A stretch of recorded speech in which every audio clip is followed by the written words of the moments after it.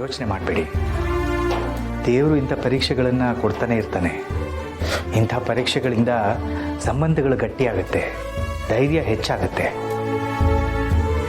ನೀವು ಸಂಧ್ಯನಿಗೋಸ್ಕರ ಎಷ್ಟು ಮಿಡಿತಾ ಇದ್ದೀರಾ ಅನ್ನೋದು ನಮಗೆ ಅರ್ಥ ಆಗುತ್ತೆ.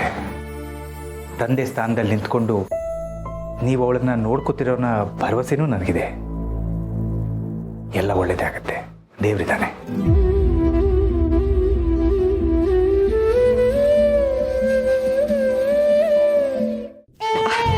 ಪುಟಿ, ಇಲ್ಲಿ ನೋಡಿಲಿ, ಮೀರಾ ನಿನ್ ಜೊತೆ ಆಟ ಆಡ್ಬೇಕಂತೆ. ಅವಳು ನಿನ್ನ ಮನೆಗೆ ಬರಕ್ ಹೇಳಿದಾಳೆ.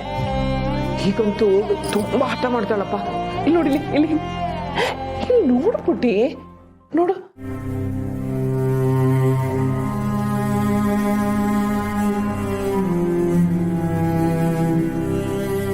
ಓಡೋದವಳೆ, ನಿಂದು ಯಾಕೋ ತುಂಬಾ ಅತಿ ಆಯ್ತು. ಕೋಲ್ ತಗೊಂಡು 4 ರಪ ರಪ ಬಾರಿಸೋಣ ಅನ್ಸತ್ತೆ.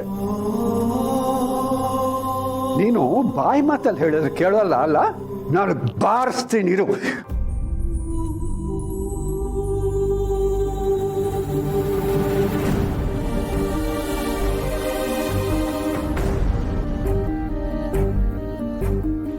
ನಿನಗೆ ನಾನು ಹೊಡೆಯೋಕೆ ಹೋದಾಗ್ಲಿಲ್ಲ, ನೀನು ನನ್ನ ಕೈಯಿನ ಕೋಲ್ ಕಿತ್ಕೊಂಡು ಮತ್ತೆ ಅದು ನನಗೆ ಸಿಗದ ಹಾಗೆ ಎಲ್ಲೋ ಬಚ್ಚಿಡ್ತಿದ್ದೆ. ಆದ್ರೆ ಇವತ್ತು ಈ ಕೋಲ್ ಕೂಡ ಕಿತ್ಕೊಳ್ಳೋಕೆ ನಿನ್ನ ಕೈಲಿ ಆಗ್ತಾ ಇಲ್ಲ. ಇಲ್ಲ, ನಿನಗೆ ಡಿಯೇಟ್ ಬಿದ್ದಿದ್ದು ಕಮ್ಮಿ ಆಗಿದೆ ಅನ್ಸುತ್ತೆ. ಇರು, ನನಗೆ ಮನಸ್ಸು ತೃಪ್ತಿ ಆಗೋಷ್ಟು ಹೊಡಿತೀನಿ ನಿನ್ನ.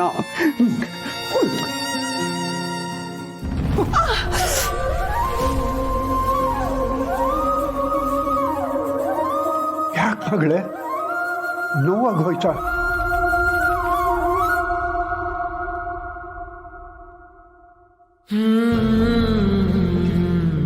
ಏ ಹುಚ್ಚು ಹುಡುಗಿ, ನೋಡು, ನಿಮ್ಮಮ್ಮನಿಗೆ ನೋವಾಗಿದ್ದು ಕೂಡ ನಿನಗೆ ಕಾಣಿಸ್ತಾ ಇಲ್ಲ.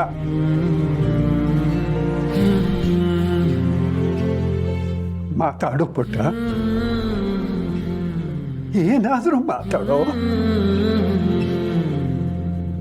ಮಾವ, ಯಾಕಿಷ್ಟು ನೊಂದ್ಕೋತೀರಾ? ಅವಳಿಗೇನೂ ಆಗಲ್ಲ, ಅವಳು ಹುಷಾರ.